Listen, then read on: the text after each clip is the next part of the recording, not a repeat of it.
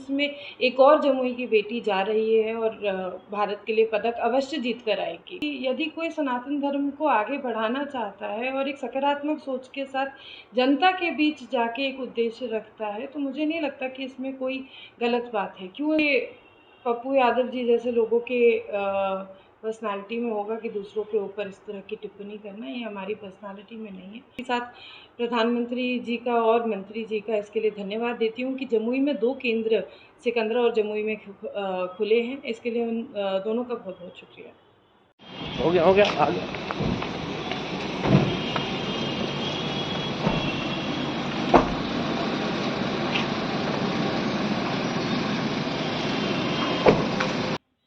Welcome to जादू Jammu channel. मैं विशाल पुष्ने आज सर्किट हाउस में आए हुए हैं और यहाँ पे क्षेत्र भ्रमण करके जमुई विधायिका श्रेयसी सिंह पहुँची हैं।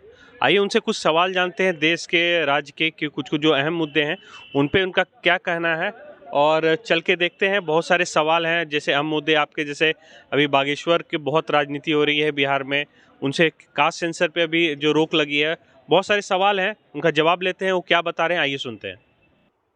जमुई की लड़की है अंजनी कुमारी, जो कि पता है एशियन गेम्स में सिलेक्शन हो गया। पटियाला में फिलहाल वो ट्रेनिंग कैंप में है। क्या लग रहा है? देखिए, सबसे पहले मैं मीडिया के माध्यम से अंजनी कुमारी को बहुत सारी बधाई देती हूँ कि उन्होंने बिहार का, जमुई का नाम रोशन किया है। नेशनल टीम में सेलेक्ट हुई हैं, एशियन गेम्स में भारत का प्रतिनिधित्व करेंगी। ख़ास तौर से क्योंकि मैं खुद एक जमुई की बेटी हूँ तो बेहद खुशी हो रही है, प्रसन्नता हो रही है कि एशियन गेम्स में एक और जमुई की बेटी जा रही है और भारत के लिए पदक अवश्य जीत कर आएगी।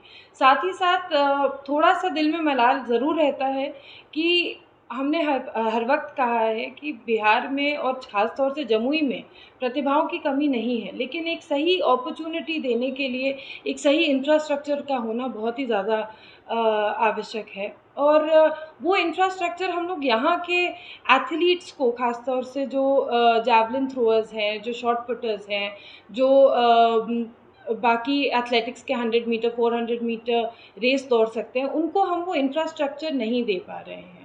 मैं आपके माध्यम से एक बार फिर से बिहार सरकार से और केंद्र सरकार से ऐसे एक स्पोर्ट्स सेंटर का निर्माण कार्य की मांग करती हूँ, जो कि जमुई के बच्चों को ट्रेनिंग करने में मदद कर सके, उन्हें एक सही प्लेटफॉर्म दे सके, जिससे कि अंजनी जैसी अनेकों और लड़कियाँ और अनेकों और लड़के एशियन गेम्स, ओलंपिक गेम्स में जाके बिहार और भारत के लिए खेल सकें। पंडित धीरेन्द्र शास्त्री हैं, बागेश्वर बाबा के नाम से फेमस हैं, बिहार आ रहे हैं जी। बहुत सारी राजनीतिक जो पार्टियां हैं विरोध कर रही हैं, कह रहे हैं कि वो हिंदू राष्ट्र की बात करते हैं, उनको बहुत विरोध हो रहा है बिहार में। उस पर आप ही कहना है?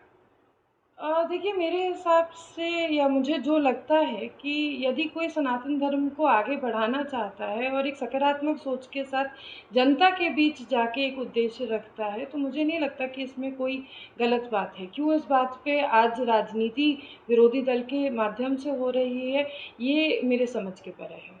पप्पू यादव हैं, पप्पू यादव बता रहे हैं उनके बारे में कि वो बागेश्वर बाबा जो है वो चोर हैं।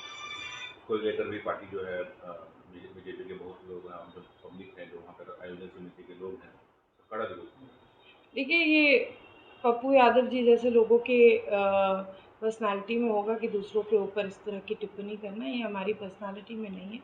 वो क्या बोलते हैं, किस वजह से बोलते हैं, इसके ऊपर हम कुछ नहीं कहना चाहेंगे। एफएम खुला है जम्मू में जी।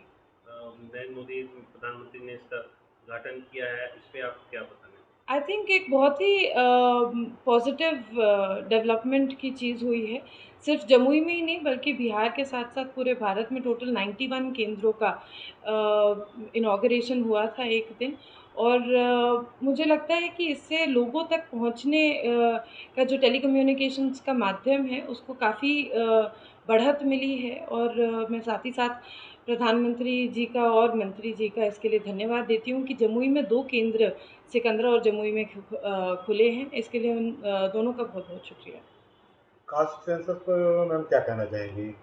क्योंकि हाईकोर्ट ने रोक लगा दी है। हाईकोर्ट ने अब रोक लगा दी है, शुरू से विरोध हो रहा था। आई थिंक देखिए, हम सभी लोगों को अपने जो जुडिशरी सिस्टम है उसमें पूरा भरोसा रखना चाहिए और जो भी न्यायालय का फैसला होगा वो हम सबके लिए सर्वप्रिय होगा। तो इसमें थोड़ा सा इंतज़ार करके देखने की बात। प्रचारक रही हैं, उत्तराखंड भी गए हैं और भी बहुत सारे राज्यों में बीजेपी ने आपको काफ़ी प्रमोट किया और चुनाव प्रचार में यूज किया। आगामी लोकसभा चुनाव में अगर बिहार में बीजेपी आपको स्टार प्रचारक बनाए तो इसको किस तरीके से लेंगे और किस तरह से काम करेंगे? देखिए, भारतीय जनता पार्टी ने जो भी दायित्व दिया है, चाहे वो राष्ट्रीय कार्य समिति में रहने का मौका हो या उत्तराखंड में सहप्रभारी बन के काम करने का मौका हो, जो भी उन्होंने दायित्व दिया है उसका अच्छे से हमने काम करने का प्रयास किया है। यदि आने वाले समय में अगर एक स्टार कैंपेनर बनने का मौका मिलेगा तो जितनी भी कोशिश होगी चुनाव को जीतने में, भारतीय जनता पार्टी की सरकार बनाने में हम पूरी तरीके से लगा देंगे और यही आशा और उम्मीद के साथ इस चुनावी क्षेत्र में उतरेंगे कि भारतीय जनता पार्टी की एक बार फिर से बहुमत के साथ सरकार बने। अभी कर्नाटका में इलेक्शन हो रहा है, क्या लग रहा है? निश्चित रूप से भारतीय जनता पार्टी की सरकार दोबारा बनेगी। बीजेपी ने तैयारी तो शुरू कर दी है लोकसभा की, क्या क्या तैयारी चल रही है बीजेपी की तरफ से और क्या लग रहा है बिहार में कैसा परफॉर्मेंस रहेगा? देखिए, बिगुल डेफिनेटली बच चुका है। अमित शाह जी कई बार कार्यक्रम भी कर चुके हैं। साथ ही साथ संगठन को अगर देखा जाए तो एक मजबूत टीम हम लोगों की सम्राट चौधरी जी के नेतृत्व में तैयार की जा रही है और इसी तरह से आगे आने वाले समय में भी और काम होगा।